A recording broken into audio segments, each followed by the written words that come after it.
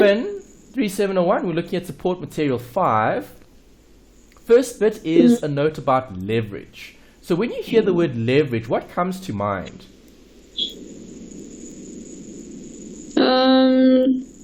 There's room for improvement, I think. Leverage. It looks at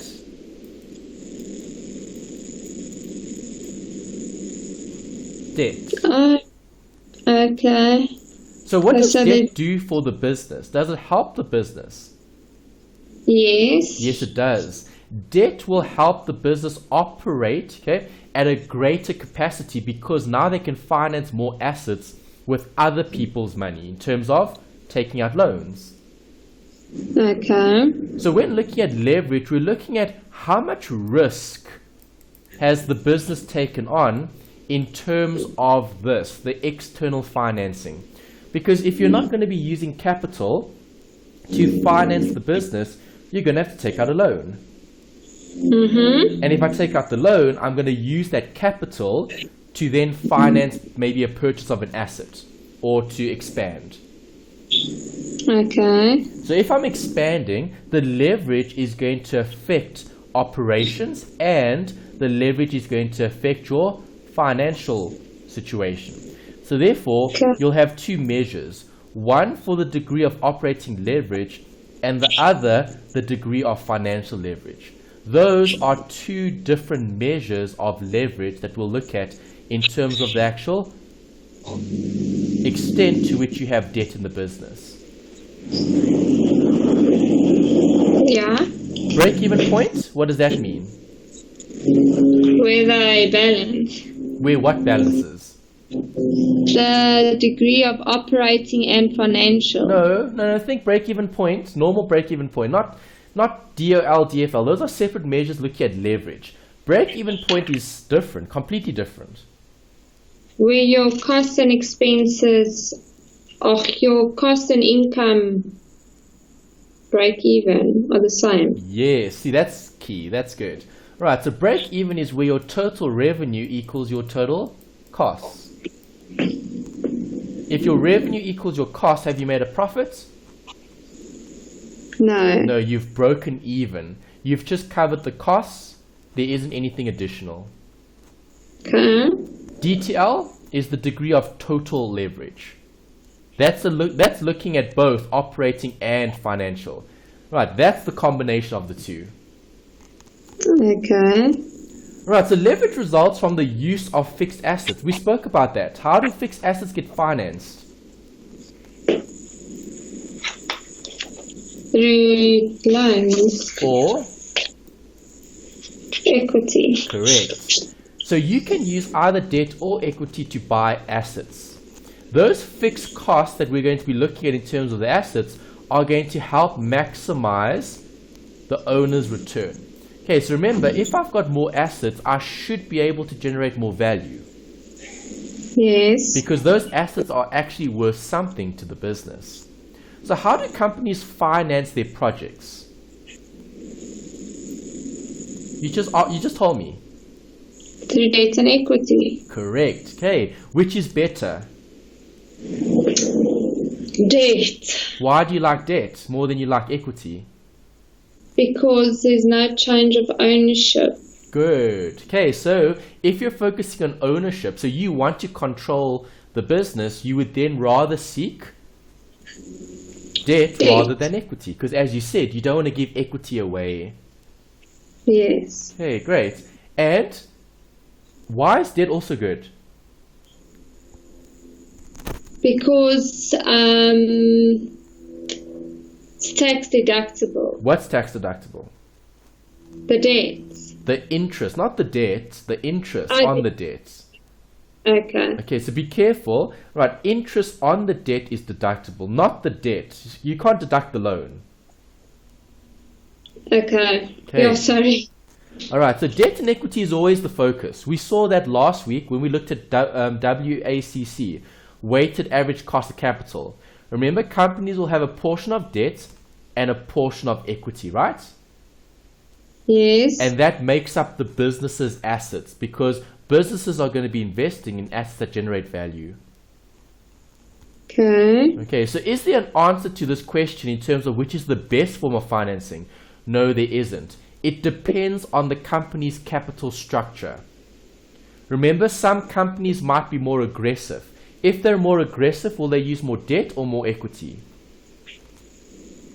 I think debt. Correct. Okay, if they're more aggressive, they'll use more debt because then they're trying to grow the business a lot quicker than if it grows naturally using equity. Okay. Okay, so I know you've mentioned that you want to start selling those clothing, those kids' clothing. Yes. All right, so do you agree if you were very aggressive, you would take out loans to buy lots of the clothing and then focus on selling it later? Yes. Is that risky? Yes. It is risky because now you've still got the loans to pay off, but you haven't sold any of those clothes yet. Yes. Okay, so see, that's leverage. Leverage is doing more with less. It's trying to maximize the return. Right, you know, if you buy bulk, so if you buy lots of the clothes, it's going to be a lot cheaper than if you had to buy single items. Yeah. All right, so you see how it can maximize return as well. Yeah. Something to consider. What happens with capital structure? It's broken up into two sections, debt and equity. There'll be a percentage of debt and there'll be a percentage of equity. What must the two always add up to?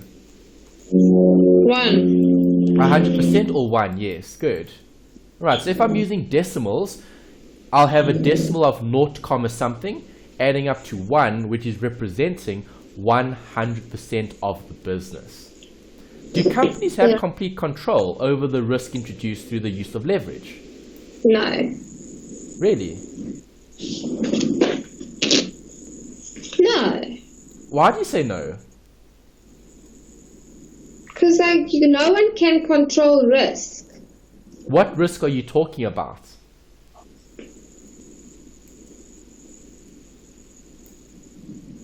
The leverage. Which is the Debt. Okay, so I control the amount of debt you take. okay, that's important. So can you control the amount of debt that you take? Yes. Yes, you can, because that's your capital structure. Okay, so have you used the credit card yet? No, I changed it to a check card instead. Okay, why didn't you want the credit card? Because I don't want more credit. Because you don't want more debt, exactly. Yeah. Okay, so do you agree you have control over that? So you made a decision to rather go with something different, okay, because you have a choice to either take on more debt or less.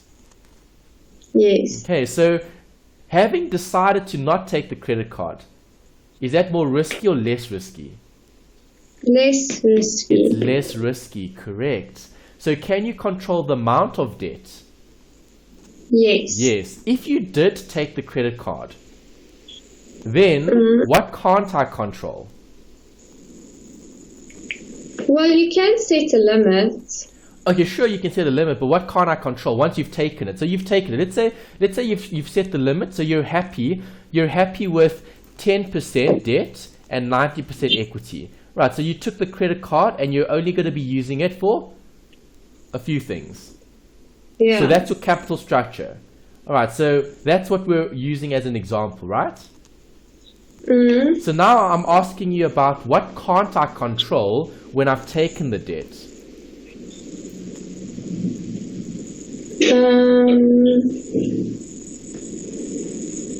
I don't know. The interest rate. Yeah. Okay, do you have control over that? No. No. Okay, the market will determine what the rate is, and the rate can fluctuate. So if you take out a credit card with a specific rate, that rate can change. Yes. Is that a risk to the business?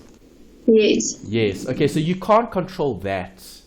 Right, so when looking at leverage, there are two different forms of leverage, operating and financial.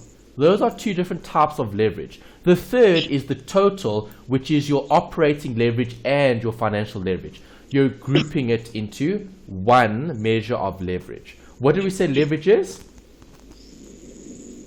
Debt. No, well, yes, it's debt, but it's what I do with the debt.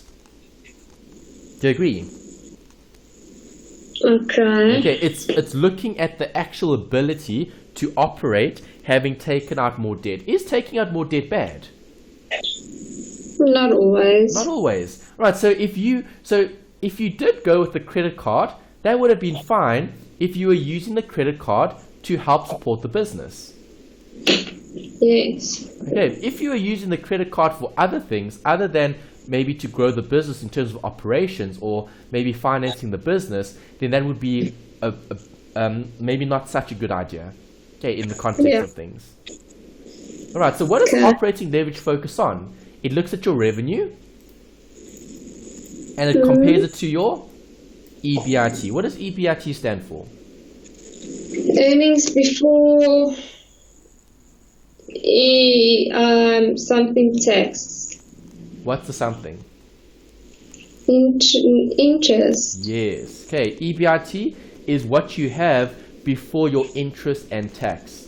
Right, so operating is look at the relationship between those two measures. How much revenue do I generate? Because remember, where does revenue come from? Sales. Correct. Right, so the sales are going to help us pay for all the expenses of the business. What's left over after expenses is the EBIT. So we're looking at operating leverage. What can you control? Your sales. No, you can't control your sales.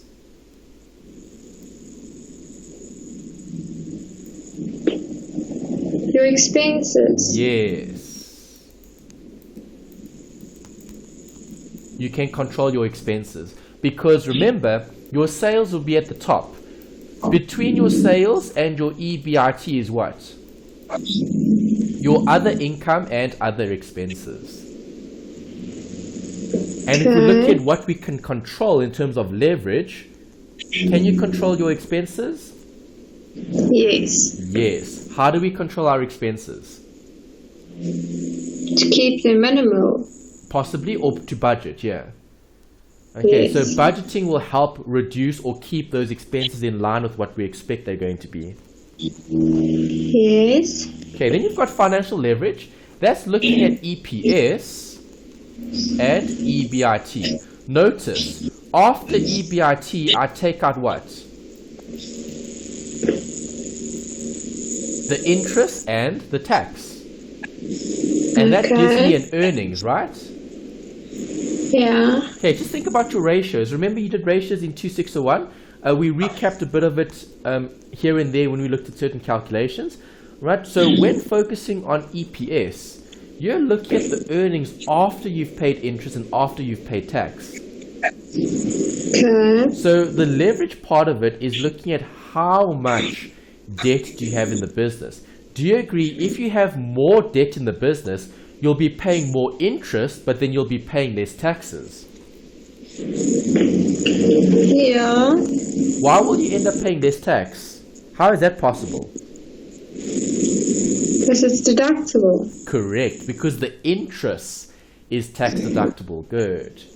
Okay, that determines financial leverage. And then if you combine the two, where we look at operating and financial combined, then you're comparing the revenue and the EPS. Okay. And that gives you the total leverage. Right, so here's an example. I want you to work out ROE. Oh no. Calculate ROE for this company with no debt and that company with debt. Let's do the working.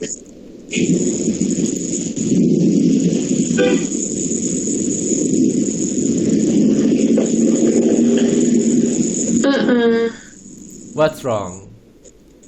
I don't know how. What is return on equity? It's the return on the equity. So what's the return?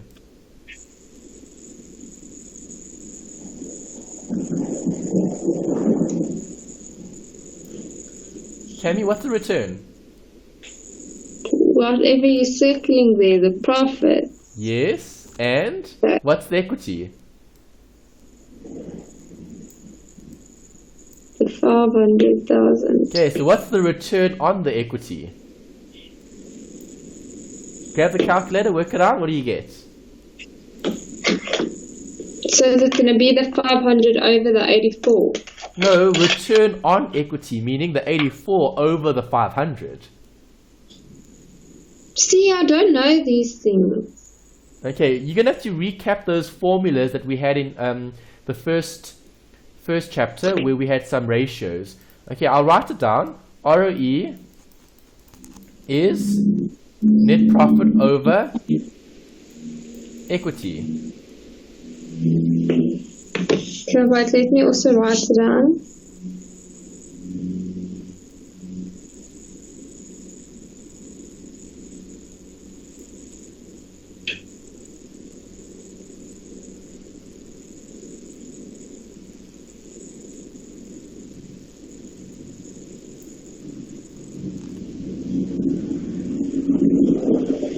Okay, my answer is 0.168. 0.168. Okay, and work out the next one, the other one. Okay, just hold on.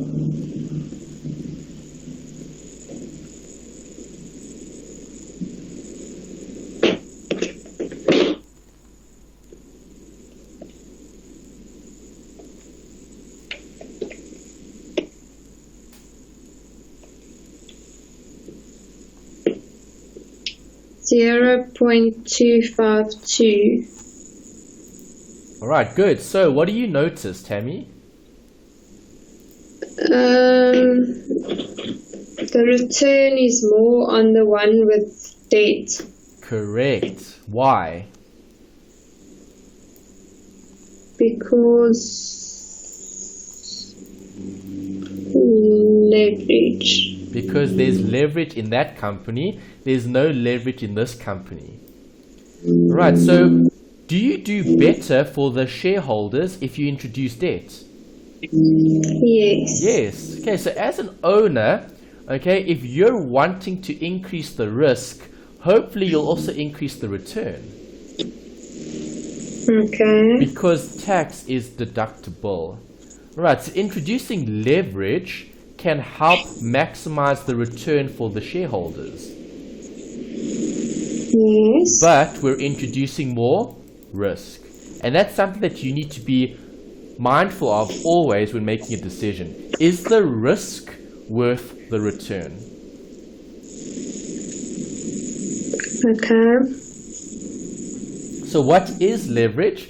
Well, we spoke about leverage as being a measure of risk in terms of how much debt are we going to introduce in the business.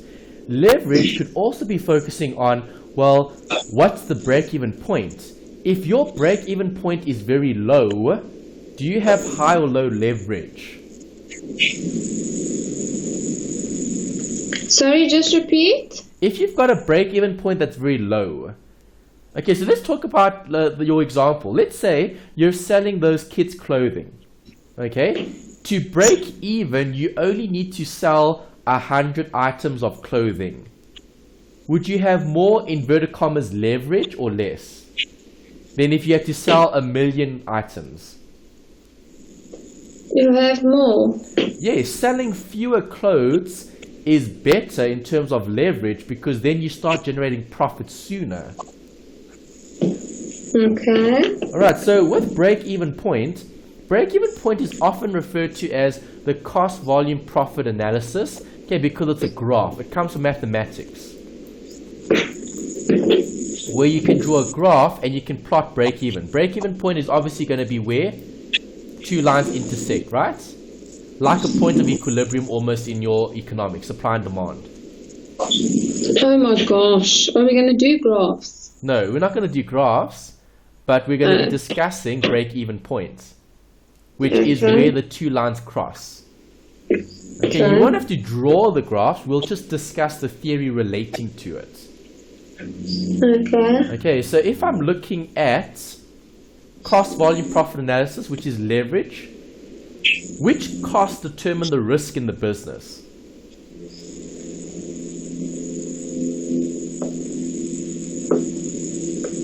I don't know. Fixed or variable?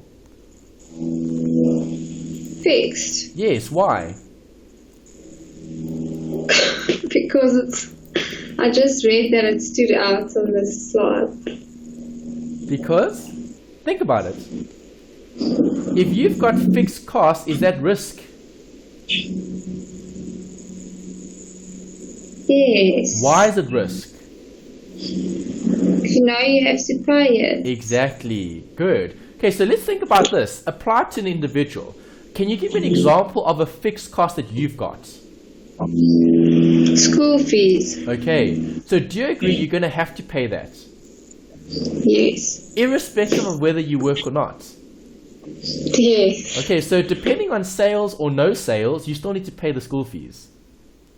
Yes. Okay, when you say school fees, is that yours or your daughter's? Scarlett's. Okay, right, so that's a fixed cost, something that comes off every month, right? Yes. Okay, so do you agree those fixed costs need to be covered? If not, that creates a problem in terms of operations. Yeah. Okay, so for a business, what would a business's fixed cost be? An example could be? Rent. Good, rent. Do you agree, Yes. irrespective of whether we've sold one item or no items or many items, the rent still needs to be paid? Yes. So that creates more or less risk? More. It creates more risk. Good. Okay, so the more fixed costs you have, the more risk you've got. Okay. So when looking at operating break-even points, do you agree fixed costs need to be covered? And Yes. fixed costs are going to be recovered from your sales and your variable costs, because the difference between the two give you what? The marginal benefit or the marginal income for having sold an item. Okay. So let's look at that in more detail.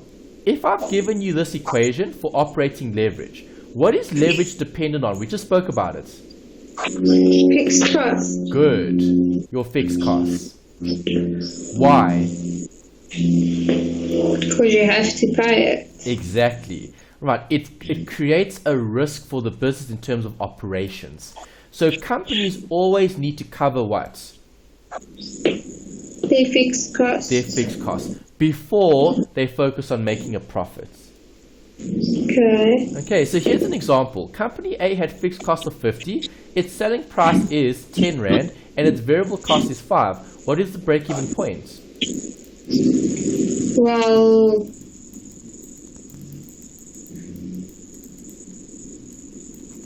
you're going to have to say 15.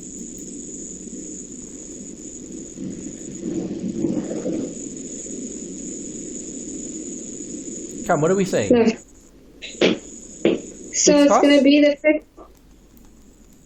50,000 over the selling price minus the cost. Correct. And what does that give me?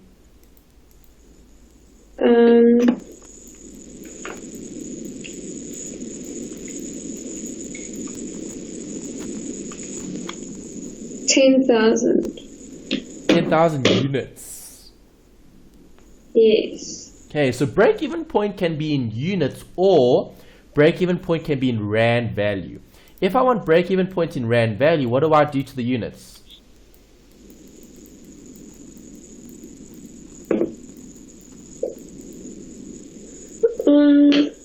I times it by the selling price. Yes. Okay, so I know I need to sell 10,000 units to break even. Okay, if each unit is going to be sold for 10, the break-even point would be 10 times 10,000, which is 100,000 Rand. Okay, and 100,000 Rand is the break-even point in Rands. So break-even point can be given in two different units of measurement. Break-even point can be given in number of units, or break-even point can be given in Rand value. Okay. What does it represent? It's a level of risk. Okay. So if I operate under 10,000 units in terms of sales, good or bad business? Bad. Why? Because I'm not breaking even. Exactly. So I'm making a loss. Okay, you're not even breaking even, so are you generating value for your owners? No. No, value isn't being created. Make sense? Yes. Great. Okay, so break-even point will always be given either in units or in rands. You just need to multiply, okay, by the selling price to get the break-even point in rands. Okay. Examples for you to try. You've got two here, Tammy. See if you can work out the break-even point for B and C. Okay.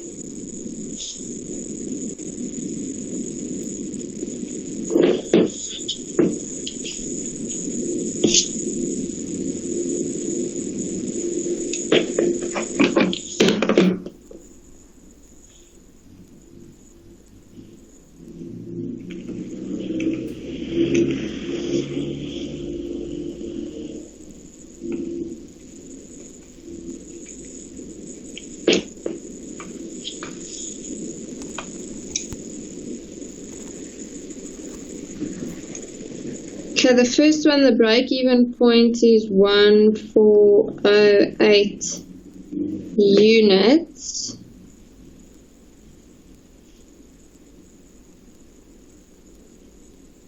Is that right? Is it? Is that the break-even point, Tammy? Yes. Really? 100,000 divided by 86 minus 15. Is that the break-even point? Do you want it in rands? No. Is that the break-even point? Yes. Well, that's what my calculator says. Okay, what is the actual break-even point? In rands. No. In units. Oh, yeah. Why? Because you can't have a quarter unit. You can't have a fraction of a unit. Yeah, so you always round what? Up or down? Up. You always round up. Even if you've got a very small decimal, it doesn't matter. You need to always sell that last unit in order to break even. Okay. Okay, so 1,409 units need to be sold in order to break even. Okay. What would the break-even point be in rands? I'll tell you now.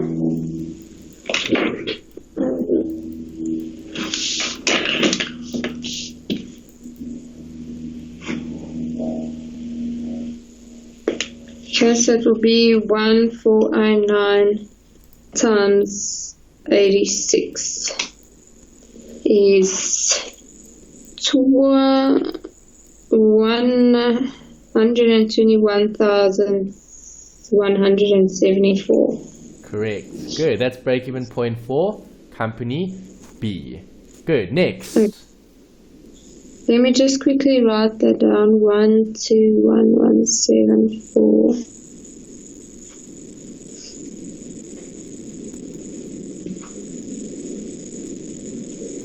Okay. Next is 15012 divided by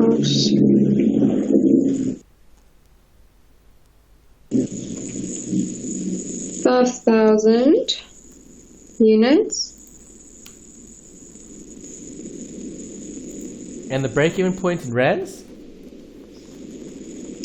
Times 55 was 275,000. Okay, good. So this one we didn't have to round off, right?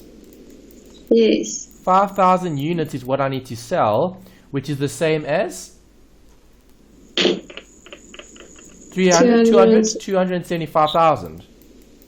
Yes. Okay. Right, so now you need to comment. Talk to me about company B and C. What's your view? Well, the one that has more fixed cost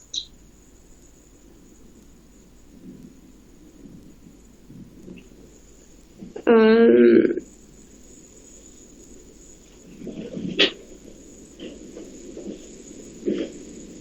don't know. Come, comment. Look at the answers and comment.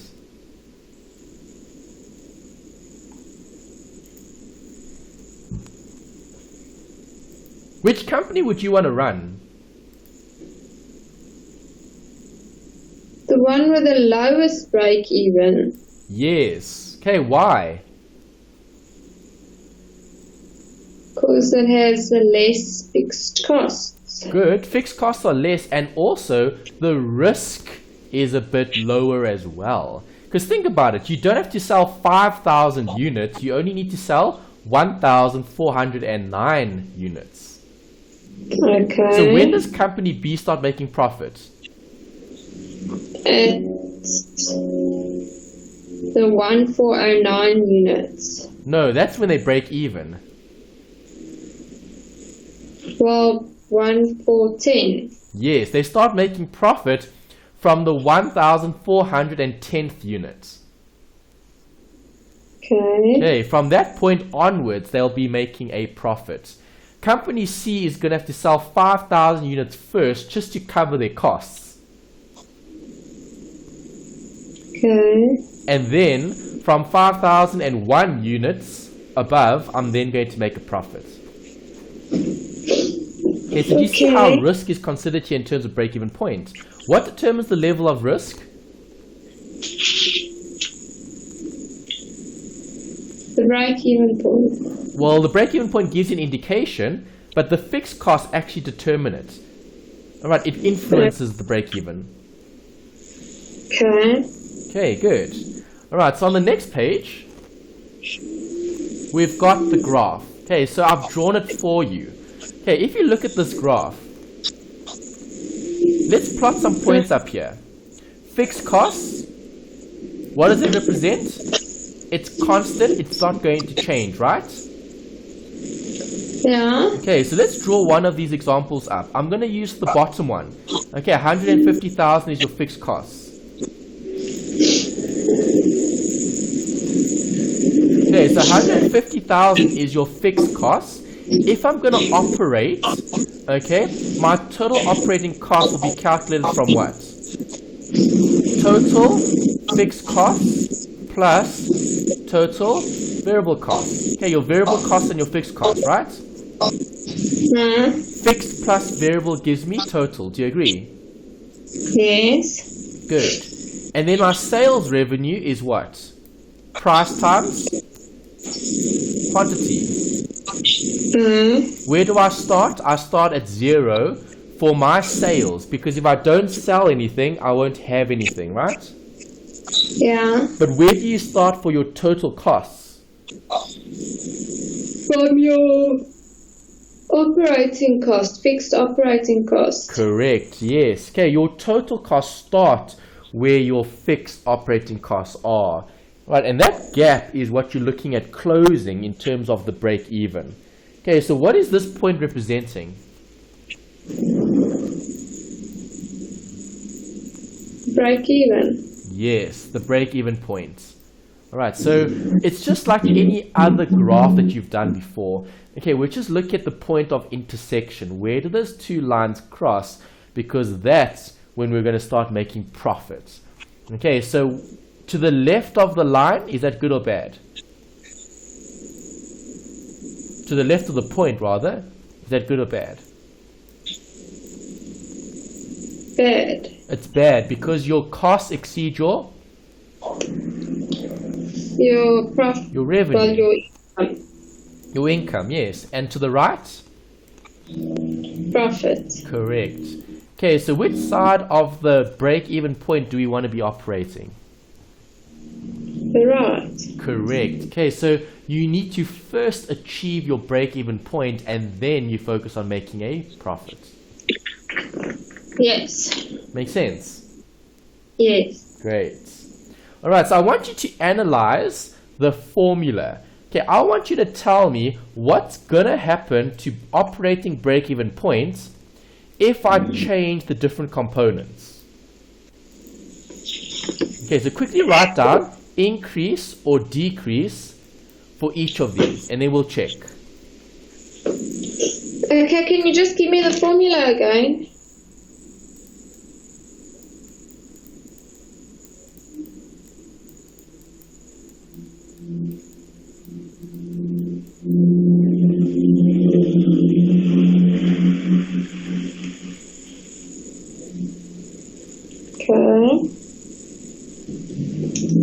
Okay, so increase in fixed cost will increase the break-even point.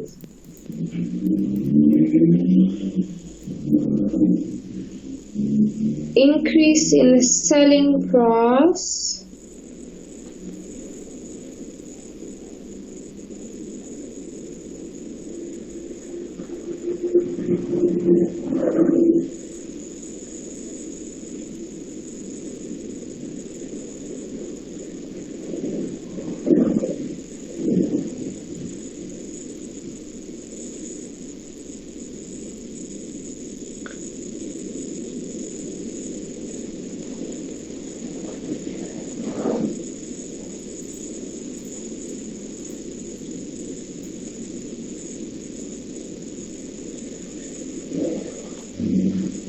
if the price per unit is going to increase, will it move the green line to the left? No, don't worry about shifting the lines. We're not looking at shifting the lines. We're looking at making it more steeper. which line? The green one. The profit, well, the revenue line, yes. So? Okay, that means it will decrease. Good. Okay, because remember, an increase in selling price will make the denominator bigger or smaller? Bigger. Bigger. So if the denominator is bigger, will the answer be bigger or smaller? Smaller. Yes, good. Okay, keep going. Finish the rest.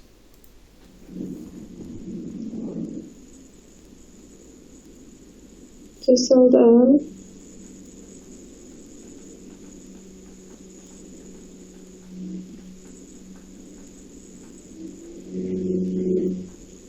Okay, increase in variable cost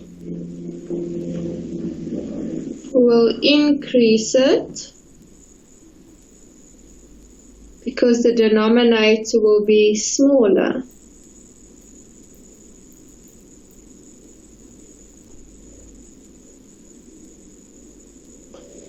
A decrease in fixed cost will make it smaller.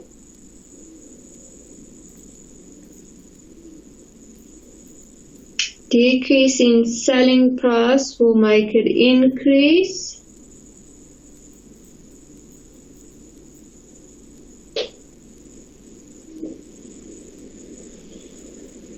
And decrease in variable cost will decrease. Well done. Not so bad, hey? No. Okay, good. Right, so just remember to apply the right equation and then just think about it logically in terms of increases or decreases. Okay. Happy with that bit? Yes. Great. Next. DOL. Okay, so what is DOL? Here's it. Degree of operating leverage is a change in EBIT over a change in sales. Is there a formula for DOL? Yes, there is. That's the equation you're going to have to learn. Okay, don't worry about learning two different equations. You only need the one. Because if I work out DOL in units, how do I get DOL in rands? You just times it. By what? The units by the price. By the price, yes, the selling price, exactly. Good. Okay, so if you work out DOL in units, if I wanted DOL in rands, I just take the actual DOL, okay, in unit, and I multiply that by the selling price. Then that'll give me the degree of operating leverage in rands and cents. Okay. What did we say earlier about fixed costs? What do fixed costs do to my break-even? Increases or decreases it? Correct. It increases it or decreases it. So if I'm focusing on fixed costs, if I'm looking at improving leverage, okay, would fixed costs add or reduce leverage? How would a fixed cost affect leverage? Yes. How though? How does it affect leverage? Does it give you more leverage or less leverage? Less. It actually gives you more leverage. Okay, because think about it. If I have a fixed cost, would a fixed cost add to leverage? Yes. Yes, it will. Okay, so when looking at leverage, we're looking at what? The firm's degree of debt financing, right? How much debt the company has incurred or taken out. Hello? Do you agree? Sorry, I didn't get that last bit. The leverage. How does the leverage affect the business, the fixed costs? It adds to it. Correct. It creates more leverage. Right, so you'll see fixed costs here determine your degree of operating leverage. Because if I add more fixed costs to the business, so let's say fixed costs are 10, and now fixed costs become 20. Have they gone up or down?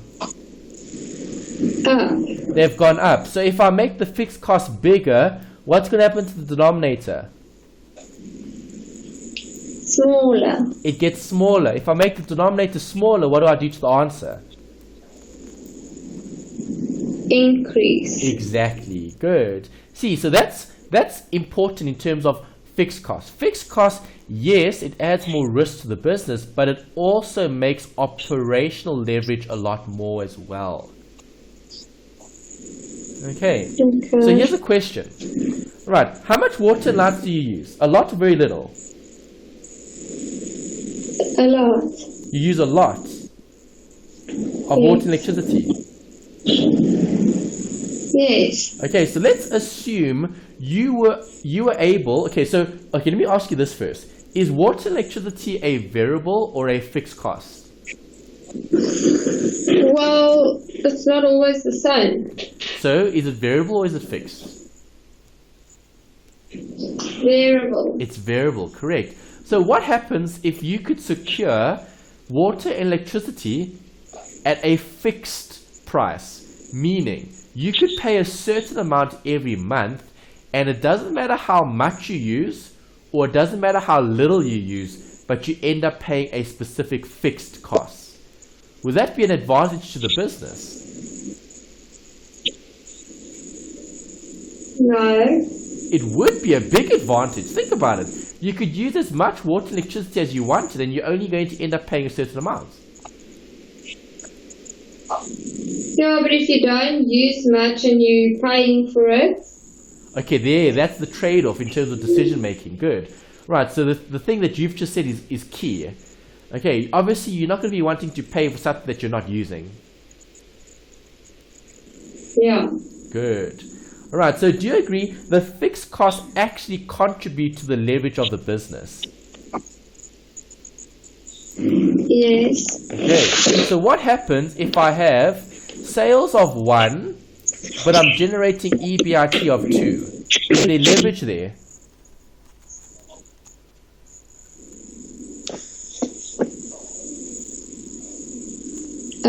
Yeah. Yes, there is. Okay, because 1 rand in terms of sales generates more in terms of its output, okay, or its value. Okay, you're creating more value. Okay. Right, so here's an example, Tammy. Let's use those equations. Okay, let's substitute. Right, so here's the equation. DOL equals all of that, numerator over denominator. Okay, so from the question, your unit base is the level, okay, the amount of quantity that's being supplied, okay, or demanded. It doesn't matter which way you look at it. We're not looking at economic, okay, demand and supply. We're looking at leverage. How much leverage does the company have? Okay, if you've got more leverage, do you have more, let's say, upside?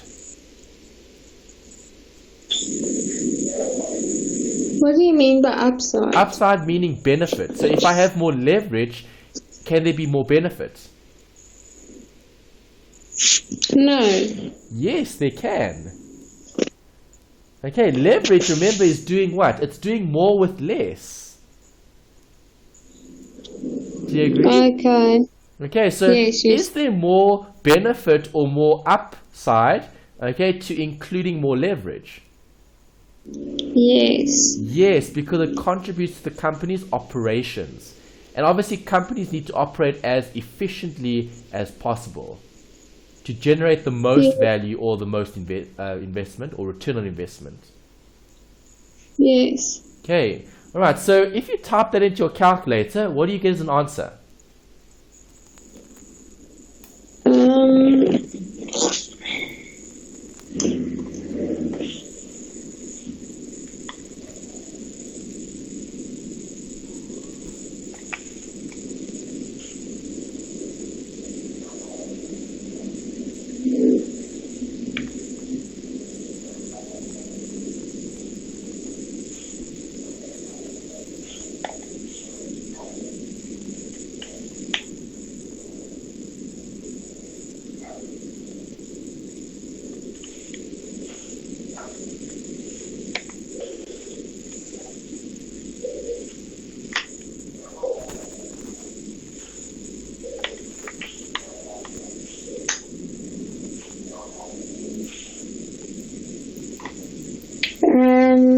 I get 1.176. Good. Okay, so is there leverage in this business? Yes. Yes, there is. Okay, let's take it back to the definition. Okay. What is DOL? It's the change in EBIT. So you just worked it out. 1.176. Okay, to what? To 1. Okay, so how much do we yield in terms of EBIT, earnings, for every 1 rand of sales? 1.17, right? Yes. Okay, so are we generating more with what we've got? Yes. Yes, okay, you're improving or increasing your EBIT a lot more than if you increase all your sales. Yes. Okay, so certain companies have more leverage than others. Okay, and we're looking at operations. We're looking at how much do they earn as EBIT in compared to the sales. Okay, the amount of revenue that's being generated. Make sense? Yes. Great. Okay, what is financial leverage, Tammy?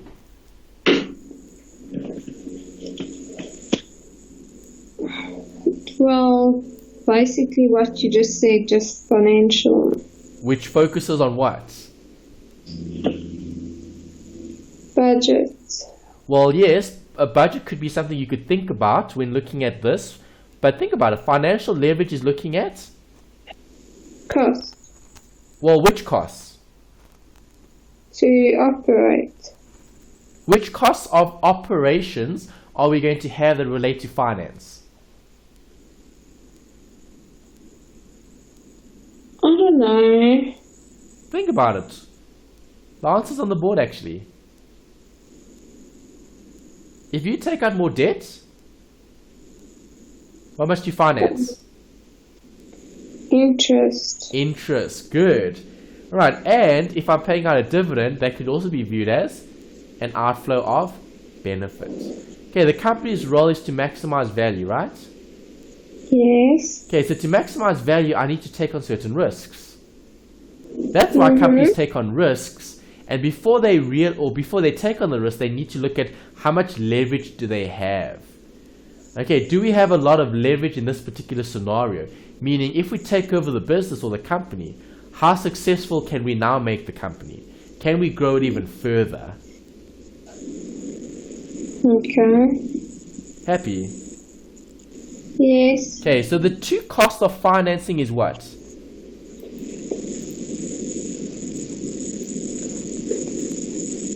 Interest and preference share dividends.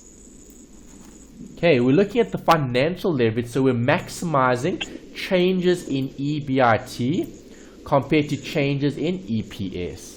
Okay, because EPS is after we've taken off the interest and the tax. Do you agree? Yeah. Okay, so we're looking at the before and the after, and we're determining how much financial leverage is present in the business. Sure. This is a lot to take in. Okay, don't worry, it'll get better when we do some examples. Okay, we're going to be doing the first assignment soon, so we can then look at all these calculations. Okay. Okay, next bit. Financial leverage. What did we say we're looking at? Change in EBIT compared to change in EPS. Okay, so let's look at the example. If I'm changing EBIT by 40% plus and 40% minus, what are those values going to be? Wait.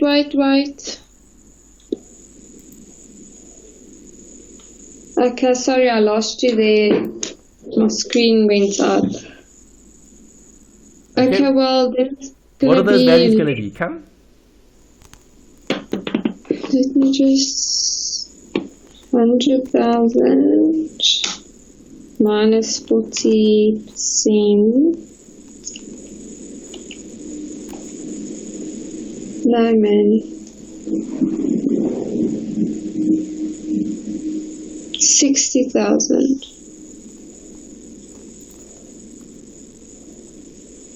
Okay, and then after that would be 140.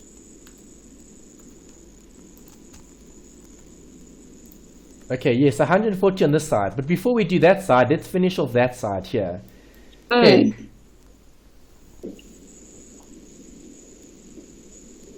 Taxes?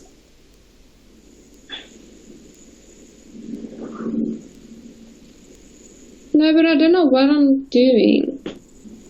Okay, what did you work out, Tammy? The 40% EBI. less what you currently have. Okay, wait, so I'm going to take the EBIT less the interest of 20,000. Yes. Okay, that would give me the 40,000. Yes. Okay, less taxes. So that would be 30% on the net profit. Correct. Okay, and then you subtract the net profit before tax. No. Take the taxes of the 40,000 minus the 12,000 will give me 28. 28, yeah? Then the 28 minus 28 Is? 0. Good. So what's the EPS? Also 0, but how can your earnings be 0? Because you haven't earned anything. Okay. Okay, next column. Try get all those lines and then we'll check. Okay, so it's 140,000 minus 20,000 is 120,000. 120,000 times 30.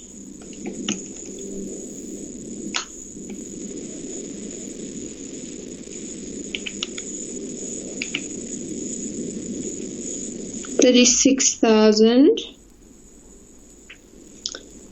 then 120,000 minus 36 is 84,000.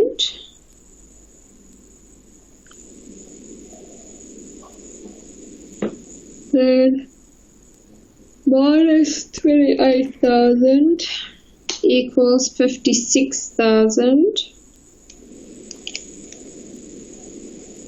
times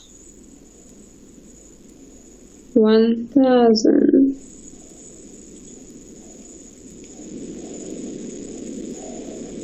$10,000. Why are you timesing it by 10,000? Divide, not times. Oh, sorry. 5.6, right?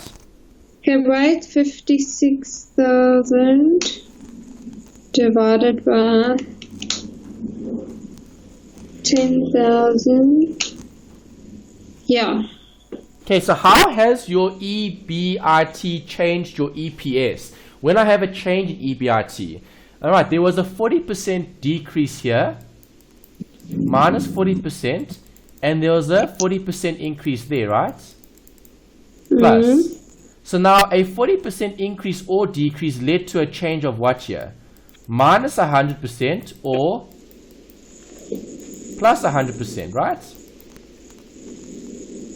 What do you mean by 100%? It's double what it was.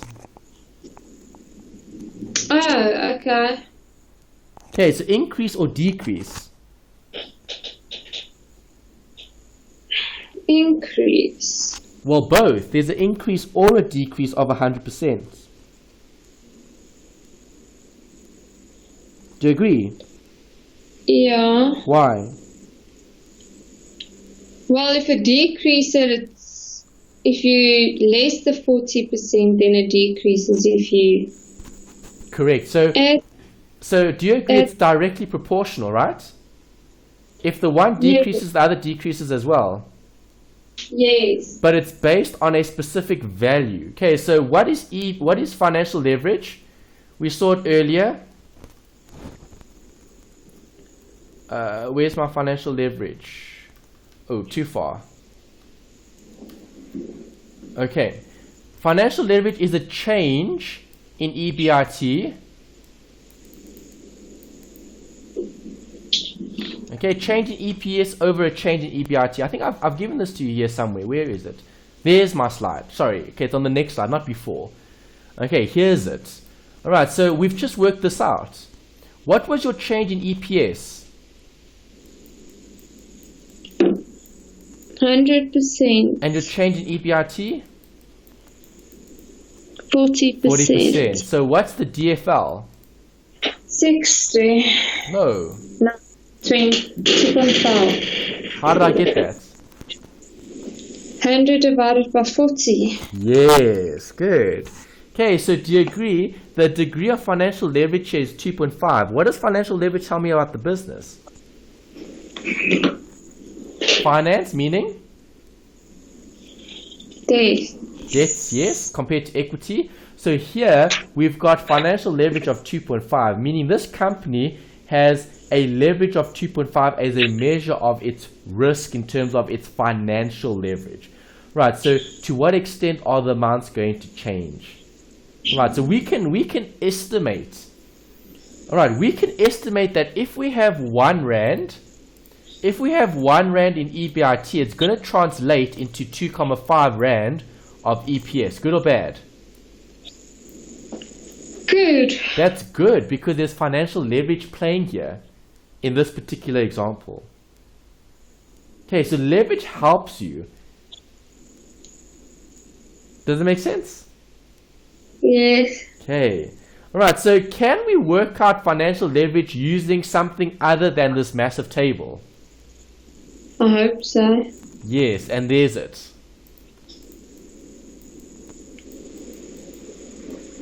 Use the But equation. that's going to look even worse. It's not worse. It's not worse. It's better. How is that equation worse? No, that looks a bit too much. Does it look a bit too much? It's actually easier. Okay, because now just plug in the values. Okay, so go back to the question. Give me the EBIT. Yeah, but it's to actually remember this equation. Okay, it's not so bad because what are you doing? You're taking out interest and the pref dividend, which we said was what?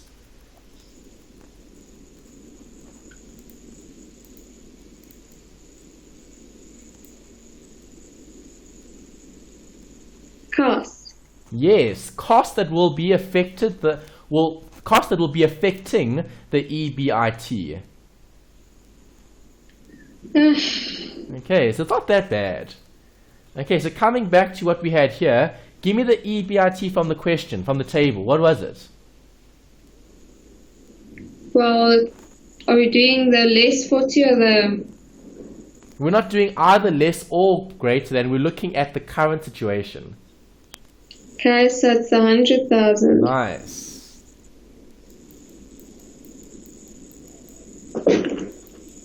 What's the interest? 30.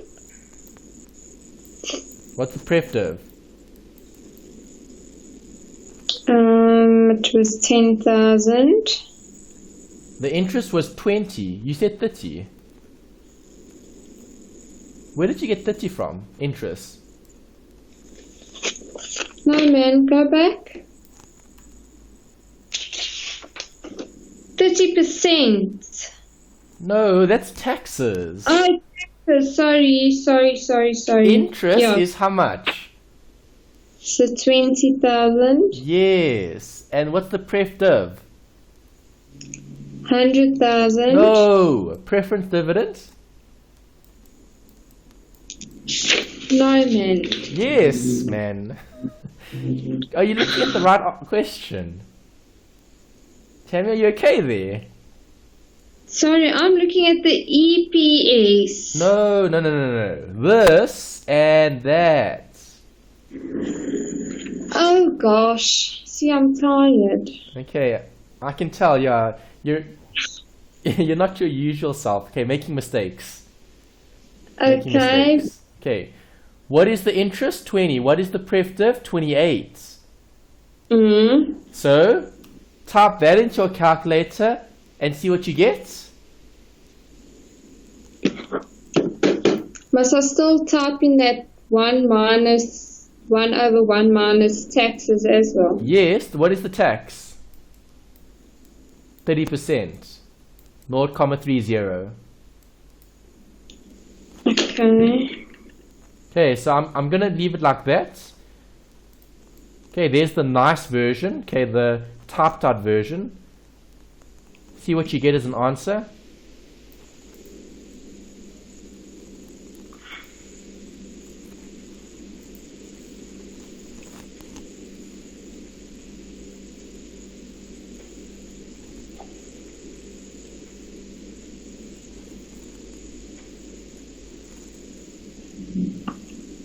It's 2.5. Yes, and the answer should be 2.5. Why? It's the same answer as what we had earlier. Okay, so you can either use the table, change in EPS over change in EBIT, or you can use the formula to work out DFL. Oh my word, do you know what I was doing now? I was looking at the next example on page 16. The next one is for you to do. Okay. Okay. Alright, so that's DFL, right? Happy? Yes. Good. Okay, here's one for you to try. Okay, let me just quickly tip X Archer because I was writing on the next slide.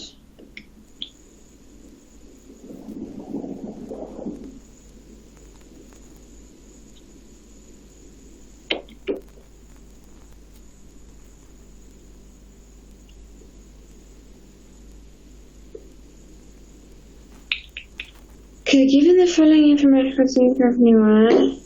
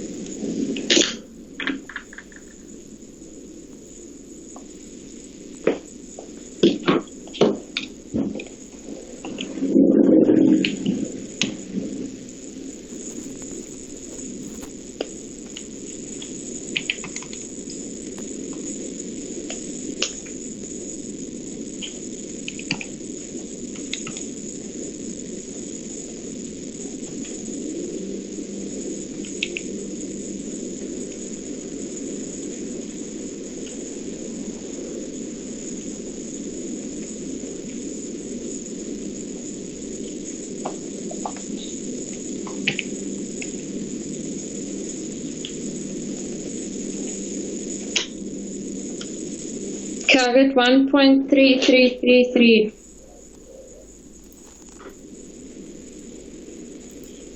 Well done. Very good. Nice. So, comments. This company compared to this one. Less leverage. Good. Less what leverage? Financial leverage. Correct. Okay, so the previous company we saw had 2.5 to 1 versus 1.33 to 1, meaning every 1 rand change, okay, in EBIT would result in a 2.5 or a 1.3 change in EPS.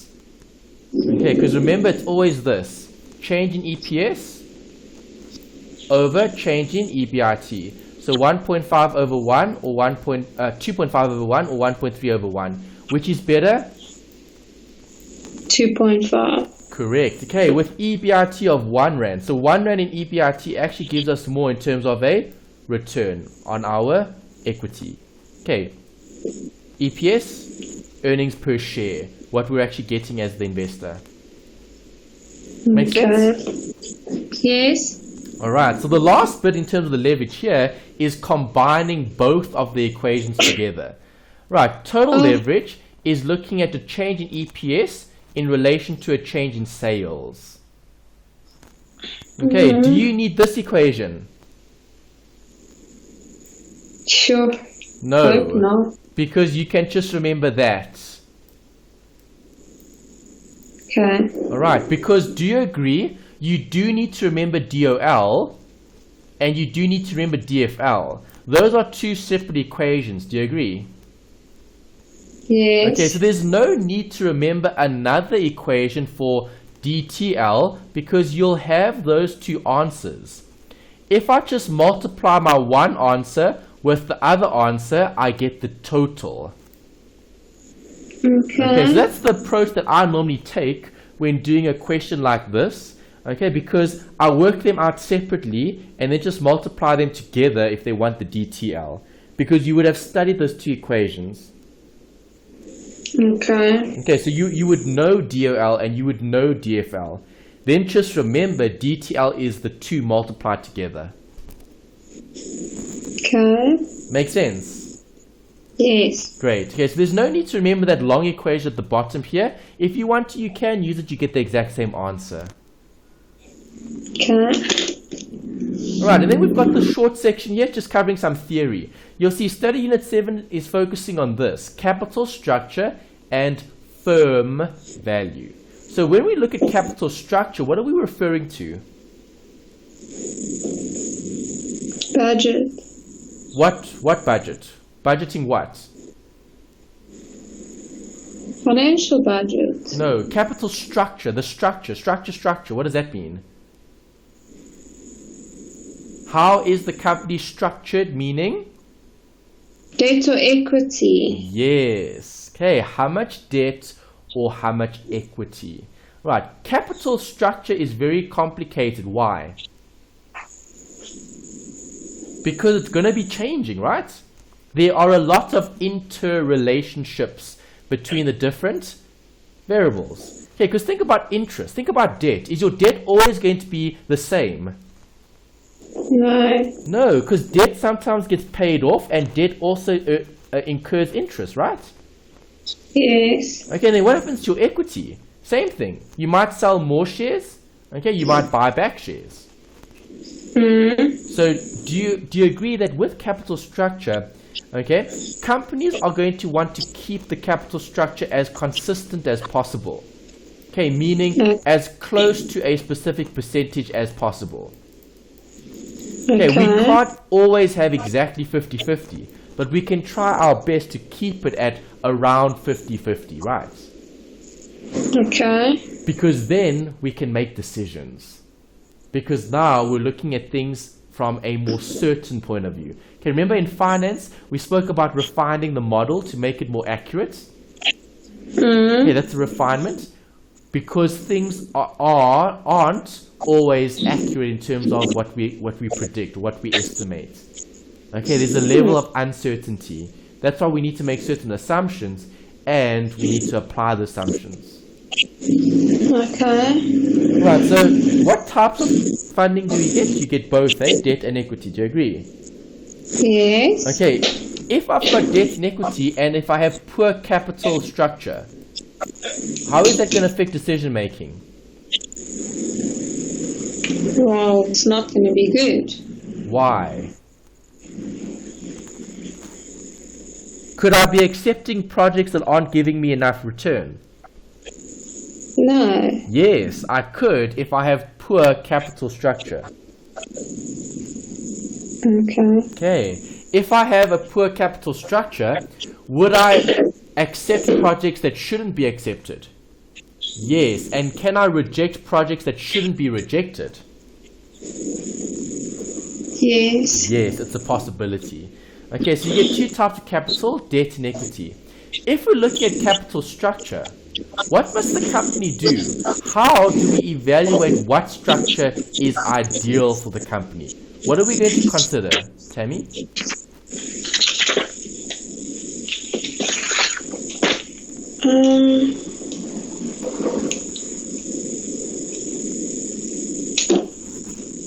I don't know. There's a lot of different things. Okay, leverage is looking at what we just spoke about. Okay, so could I look at operating and financial leverage to evaluate the company's capital structure? Yes. Yes, I might use a debt to equity ratio or a debt ratio. Do you agree? Okay. What about Yes. times interest earned? You saw that before in terms of FIN3601. Okay, if I've got a very high times interest earned ratio, is that good or bad? Good. That's good because you're covering all your interests very well. Right, I could also consider industry and competitors. So here's the example. Okay, so let's assume that you're selling bags. Okay, you're using 100% equity to run your business. Yes. But now you've got another competitor that's also selling bags, and those bags are being financed through debt. Who's more competitive, you or the competitor? The competitor. Why? Because of the debt they have. Exactly, because of the leverage that they're using in the business. Good. Okay, so when looking at capital structure, right, from an exam point of view, are they going to ask you to debate the capital structure? No. No, they're going to give you different capital structures, and they'll ask you to evaluate which is better. Okay, so do I use more debt or do I use more equity? Do you agree? Okay. Yeah. Okay. Don't worry about international considerations. It gets a lot more complicated when you've got an international company, because now you need to take other things into consideration, like exchange rate risk, like economic risk, geographical risk. There are other things that you need to provide for when looking at a more global company. Right, so just to debate the capital structure. Okay, you know Apple is a company that sells technology, right? Yes. Okay, what does the government do?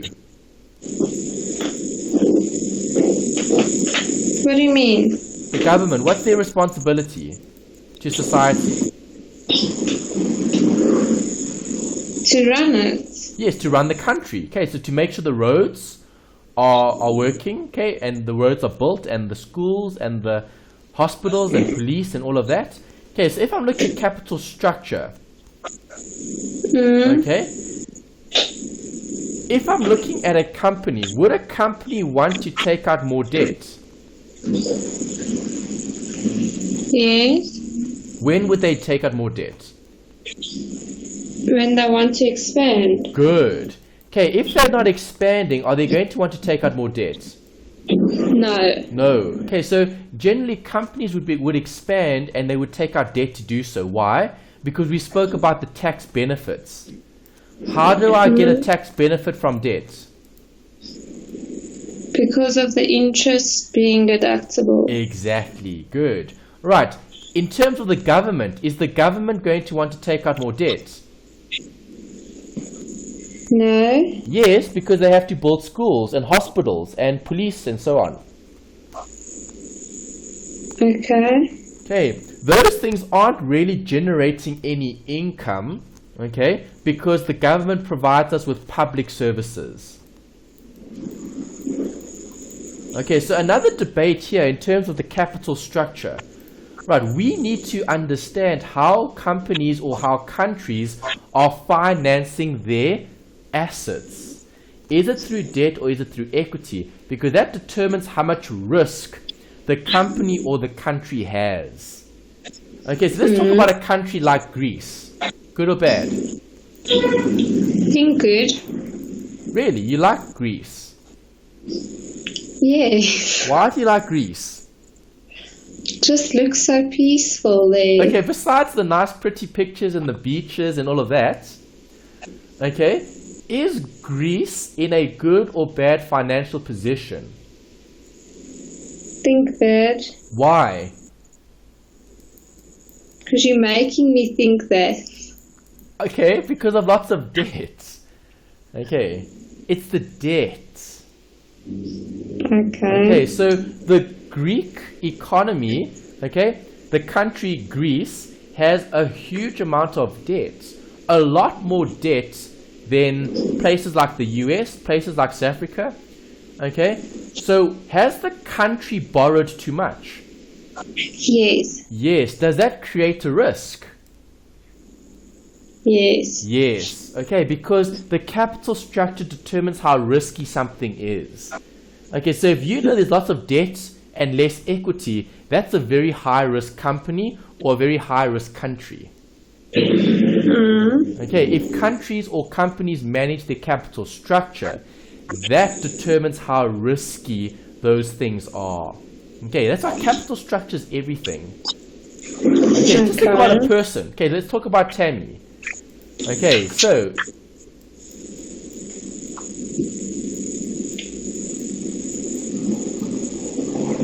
okay, does Tammy like lots of debt or very little debt? Little. Why? Because I'm scared. Okay, because of risk. Does Tammy want to owe lots of people lots of money? No. No. Okay, why not? Because I want them to owe me money rather. Yes, and you don't want to end up bankrupt. Yes. Okay, and that's why Tammy said no to the credit card and yes to the check card. Yes. Okay, because it's a way to help manage this, your capital structure.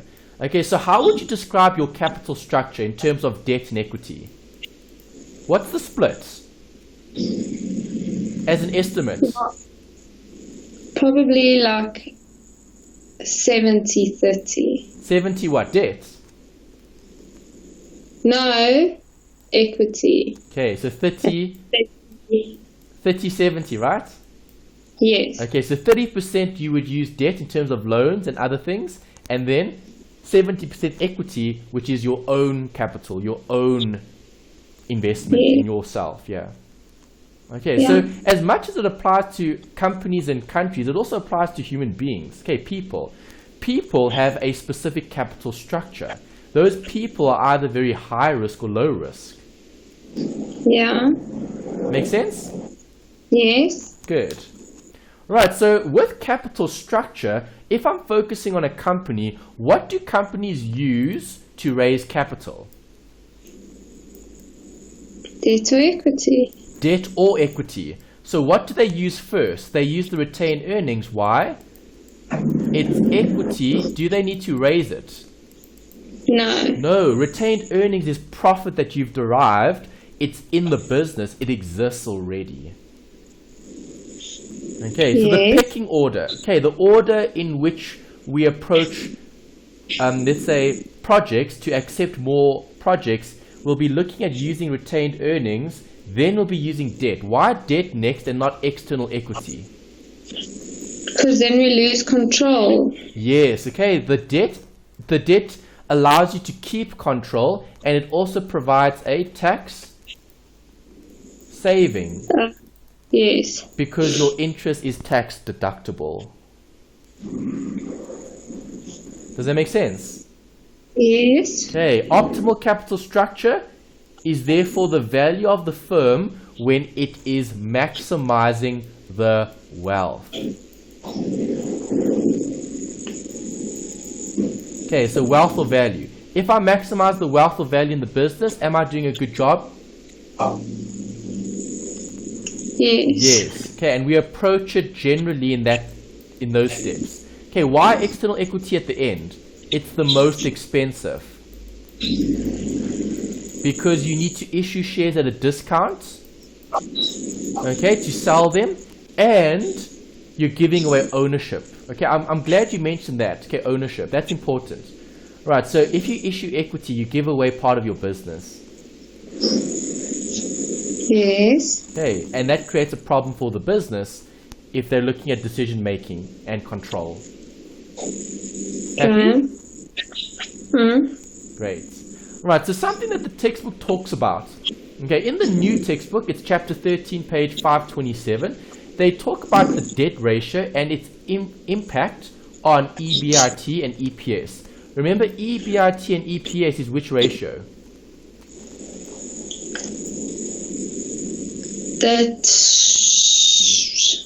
Go back to which ratio?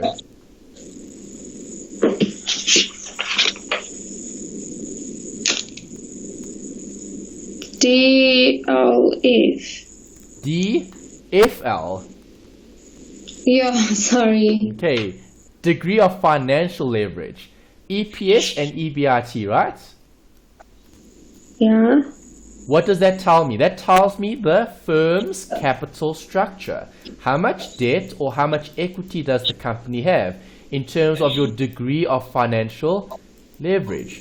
Okay, so if I increase the amount of debt in the business, what do I do to returns?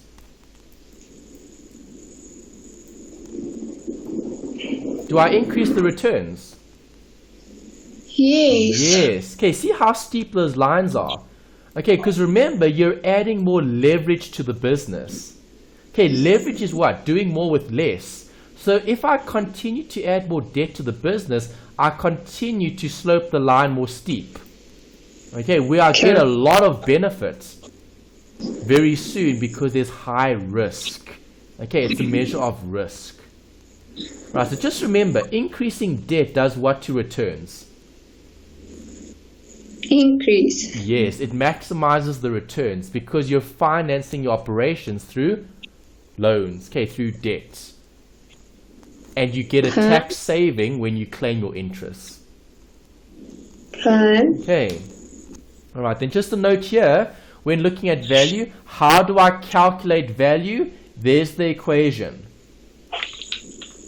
Estimating value. Firm value is net operating profit after tax divided by the WACC. Do you remember how to calculate WACC? No. Okay, it's a weighting. It's a percentage of debt and a percentage of equity, and you times it by the costs to get the weighted costs. Remember that? Yeah. Yes. Okay. All right, so when looking at firm value, are we going to be choosing the capital structure that maximizes value or that reduces value? Maximizes. Okay, because that's the primary goal of a business, is to maximize the owner's wealth. And the only way we can do that is by ensuring that our capital structure is ideal in terms of the percentage of debt and the percentage of equity that maximizes value, okay, firm value, right, over EPS. Okay, so value is always the key, not earnings. Okay, it's easy to increase earnings. We know that. Okay, accountants can process certain adjustments that will affect your earnings. But if I'm looking at return, I'm looking at value. Value will be established by looking at the profit, taking the weighted average cost into consideration to get the firm value. As long as I'm maximizing value, I'm doing good for that particular company. Okay. And that's it for this week. Any questions? No.